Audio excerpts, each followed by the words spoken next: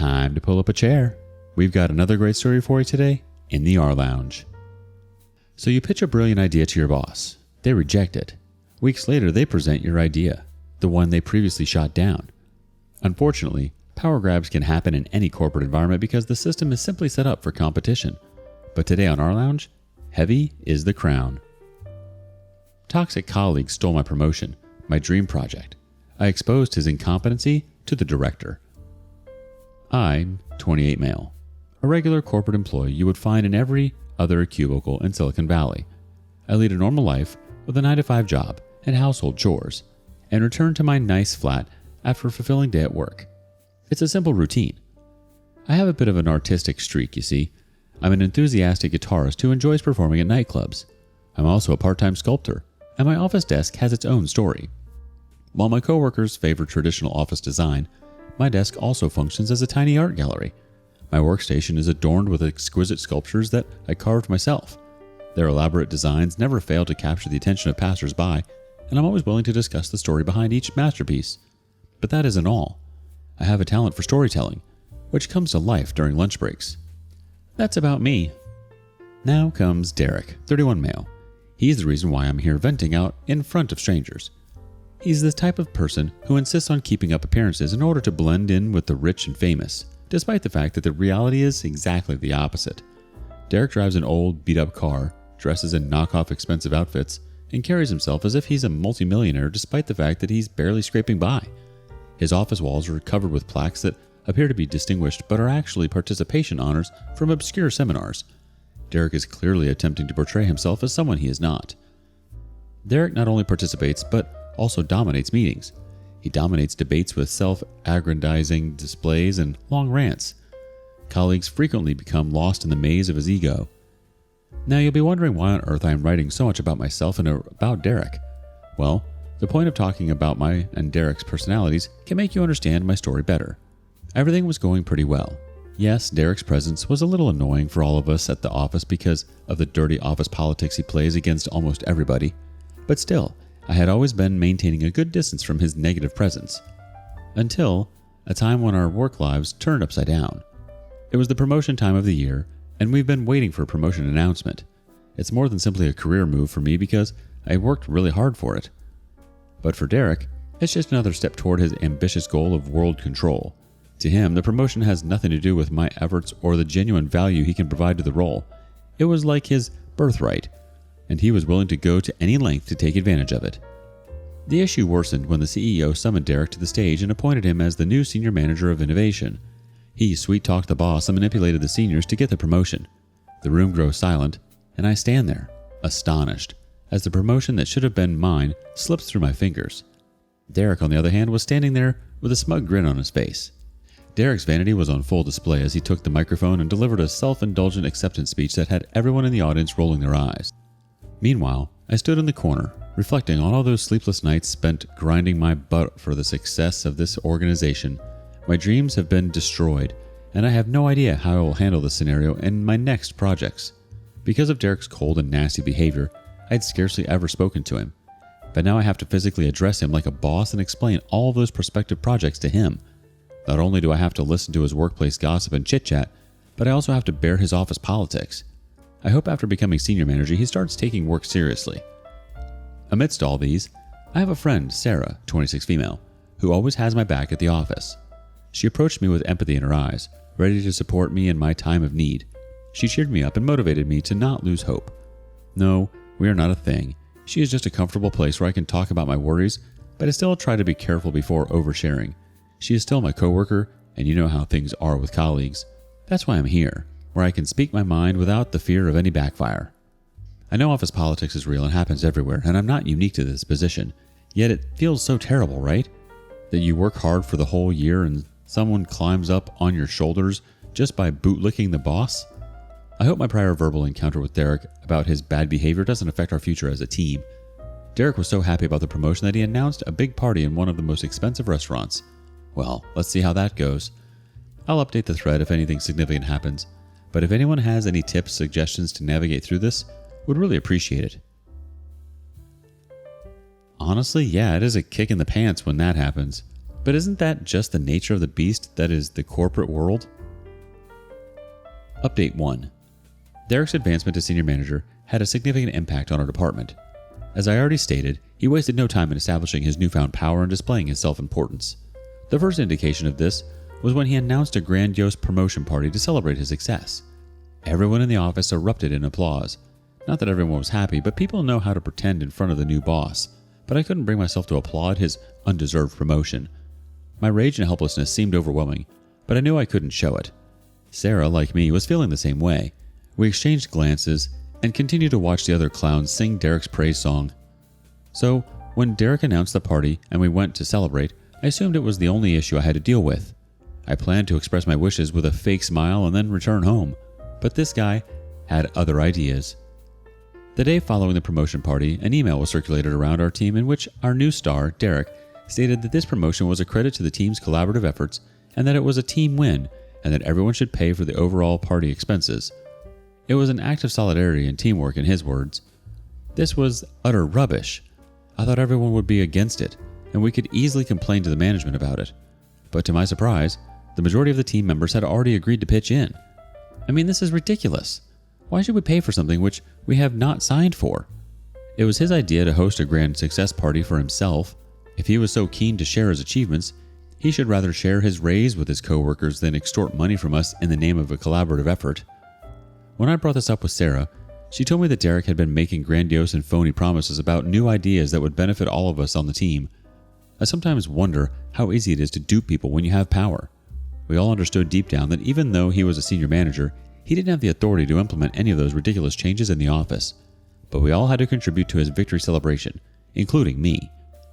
I don't know how I'm going to deal with him, but it is evident that I have to find a way to collaborate with him, even if the thought makes me sick. I have to work with him if I want to stay in this company. The ego of this guy to think that everyone else feels the same way about this promotion that he does. Who does he think he is? The Wolf of Wall Street? Maybe everyone agreed to pay because they didn't want to pay for it later. Meaning, they want to suck up and not get on his bad side. Update 2. Guys, it's not getting any better. I assumed I'd just have to deal with this guy from 9 to 5, but he had other ideas for me. I've always felt that our personal and professional lives should never be mixed. However, I suppose this individual feels that a man should have no personal life at all, because I found myself working late into the night, unable to keep up with the extra job Derek had brutally imposed on me. It seems that Derek had decided that I am his go-to person for overtime and extra work, and he isn't taking no for an answer. My nights, which had previously been dedicated to exploring my artistic interests, were now devoured by the demands of the office. Guitar lessons and sculpting sessions have faded into the background, replaced with countless spreadsheets, reports, and conference calls. His demands are ridiculous, and it is evident that he is abusing his power to take advantage of my loyalty to the organization. My personal life is deteriorating, and I miss the days when I could pursue my artistic interests and relax with my friends. After another long day at the workplace, I received a phone call from my best friend. He'd invited me to join him and a few old friends for a jam session at a neighborhood bar, which we used to do on a regular basis before Derek's promotion-induced work pressure took over my life.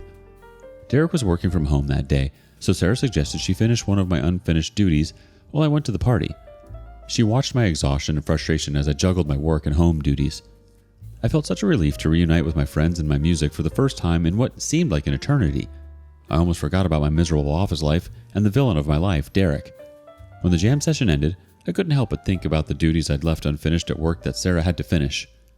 When I returned home, I was feeling restless with the thought that I couldn't let Derek's power play take over my life outside of the job. I wanted to go back to the bar and play more, but I had to work on the next day. It was obvious that balancing my job and personal interests would be difficult, but I don't know why I felt I couldn't allow my artistic spirit to wither away. The next day, I woke up determined not to compromise on my personal life even if it meant defying Derek's ridiculous expectations. I left early for work so that I could talk about it with Sarah. Not only had Sarah arrived early, but so had Derek. Derek began ranting to me as soon as I walked in, telling me how the last report had been escalated because I had requested Sarah to do it on my behalf without Derek's authorization. Sarah was already sobbing and apologizing in a corner. It took me a moment to grasp the gravity of the situation. Sarah had missed a minor detail in the report which led to its escalation. Sarah and I wanted to double-check the filed report, but Derek was not a listener. He dismissed our request, insisting that it was my fault because I had left on my typical 9 to 5 office time schedule. He claimed that my extra hours were required to fulfill his lofty ambitions. Derek's purpose became increasingly clear: make himself appear good at whatever cost, even if it meant jeopardizing the well-being of his team members. I think I have to just forget about living and enjoying my personal life if I want to sustain in this company. I know a lot of you suggested that I switch the company. I know it's an easier fix, but the thing is, I have worked for 5 years in this company and I don't want to leave it just because some jerk feels entitled to exploit me. I want to stay and prove my mettle. Otherwise, it would be just like running away from the situation. I don't want to give him that sense of satisfaction. Call it ego or whatever, but this is how it is. Why is it that we don't want to leave a toxic work environment like this? Do we want the last laugh? What point are we trying to make? Why do we feel that we're running away from something and not running to something better? Update 3. I know it's been long since I updated, but a lot has happened since my last update. Derek is not only making my life terrible, but practically every team member is now having problems with his method of working. Good for me to have allies. Derek's constant power play at work has pushed me over the edge, but what he did next was beyond my imagination. It was as if he sensed what I valued and decided to use it against me. Derek approached me one day, seemingly out of nowhere, with an appealing idea. "Jake, I have a very important project that I believe aligns perfectly with your skills and aspirations. It's a fantastic project, and I believe you're the right person to lead it." I couldn't believe what I was hearing. He outlined a project that I had secretly hoped to work on for years. It was an opportunity to combine my artistic talents with my professional knowledge, and I was overjoyed at the thought of making this goal a reality. I eagerly agreed to take on the job, not expecting that it would turn out to be a double-edged sword. I threw my heart and everything into this project throughout the next few months. Late nights, early mornings, and copious amounts of coffee were my daily habit. Every element was carefully made, and every aspect was carefully analyzed. I worked with Sarah, who was just as determined and passionate about the project as I was. The big day had finally arrived for the project presentation. I stood in front of a room full of colleagues, supervisors, and clients, feeling both excited and scared. I was going to reveal the finished product of my dream project, the result of countless hours of hard labor and ingenuity. As I started sharing my screen, Derek stood up, thanked me for sharing the screen, and took over the presentation, describing the project as if it were his idea. He spoke with confidence and enthusiasm, but the lack of my name struck me the most. It was as if I had never existed during the project's development. He made no mention of my involvement. Derek was now presenting my dream project I had put my heart and soul into. As the presentation ended, I was left in a state of shock. Derek got all the applause and compliments for his genius work. Sarah and I exchanged puzzled looks, knowing we'd been dealt a severe blow. Derek's manipulation had reached new heights, and my dream had been taken. It was a devastating betrayal. I don't think after this betrayal I can even stand this man. This is the highest level of betrayal I had experienced to date. I think it's high time that I do something about him or just leave this job. I know I was being preachy about not leaving the job in my earlier update because I was hopeful that I would figure out a way to sail through, but this looks really murky. Moreover, it is taking a toll on my mental peace. I've also started thinking if this job is even worth it. Honestly, it's not surprising that he took over the presentation and took credit for all of your hard work. You said it yourself. Derek was going to make himself appear good at whatever cost, even if it meant jeopardizing the well-being of his team members. Update 4. After the presentation thing, I had already made up my mind to leave the position, but Sarah advised me that leaving the company would be a bad idea. Sarah believes it is past time for us to stand up to his evil and not allow his deception to continue. It was time to fight back, expose the truth, and get our revenge. We began to strategize, brainstorming ways to gather evidence of Derek's deceit. It was a risky endeavor, but we couldn't let him continue to thrive on lies and manipulation. The conflict between Derek and me, on the other hand, escalated with each passing day. He continued to display entitled and narcissistic behavior without remorse. He reveled in my setbacks, taking every opportunity to humiliate me. He made a mockery of my ideas, took credit for my work, and openly belittled my efforts. The workplace became a toxic environment, and the tension between us grew daily. But I kept quiet because the first step was to gather concrete evidence of Derek's deceit. Sarah and I decided to team up. We started our mission by meticulously documenting every interaction, conversation, and piece of correspondence related to the dream project. Every email, chat log, and document was archived, and we even began recording our conversations with Derek whenever possible, all while staying discreet and cautious. Sarah and I were diligent in our efforts, gathering a trove of evidence that showcased Derek's manipulative tactics and arrogance. We documented every instance of him taking credit for our colleagues' achievements and undermining their efforts. It was essential to build an airtight case against him. The next step was to strategize. Sarah and I spent late nights brainstorming ways to expose Derek's manipulations. We knew that we couldn't confront him directly. That would only make him more cunning and cover his tracks better. Instead, we had to outsmart him. One evening, as Sarah and I were sifting through company emails, we stumbled upon a goldmine of deceit. Remember the escalation that Derek said was created by Sarah when I left home early for my jamming session? We found out that the report Sarah submitted was correct. It was Derek who mistakenly changed a few values in the final report that caused the escalation. Normally, I'm the one who loses temperament easily, but after seeing this evidence, it was Sarah who wanted to punch Derek straight in the face. After comforting her with some water and cracking some old-time jokes, we both laughed because we knew now the time was going to change for sure. So with all these shreds of evidence, we went straight to HR and discussed everything with the HR manager. He was shocked too after knowing all this. HR, being my friend, told us that as an HR, he just has the authority to issue a warning letter to him, and he will have to ask Derek to send an apology mail to both of us. So according to him, that won't be enough punishment for him. He suggested if somehow we could share the incident with the director of the innovation team, then things might turn far better than imagined. We decided to come up with a great innovation project, develop it, and then pitch it to Derek. He, being the gold digger, looked for such an opportunity to give him the free limelight. The goal was to entice Derek into presenting it, thinking he could take credit for yet another project. But when Derek asked us to share the details of the project, we manipulated the data, which had multiple loopholes. We also didn't explain the project in depth to Derek, giving him just a superficial view. We were scared that Derek might find out those misses, but he didn't. You see, that's why we call him undeserving. The day of the presentation finally arrived, and we could barely contain our excitement. The room was filled with team members and colleagues, all eager to hear about the project we had created. We have a policy that every project presentation happens in the presence of the director, so he was there too. Derek, always seeking the limelight, was more than willing to take the stage. As he launched into the presentation, his confidence shone through. He presented the fabricated project with the same charisma and arrogance he had displayed during my dream project presentation. The room watched in rapt attention, and Sarah and I shared secretive smiles, knowing our plan was unfolding perfectly. However, as Derek delved deeper into the presentation, he started making factual errors about the project. The audience grew increasingly perplexed, and it was clear that Derek had fallen into our trap.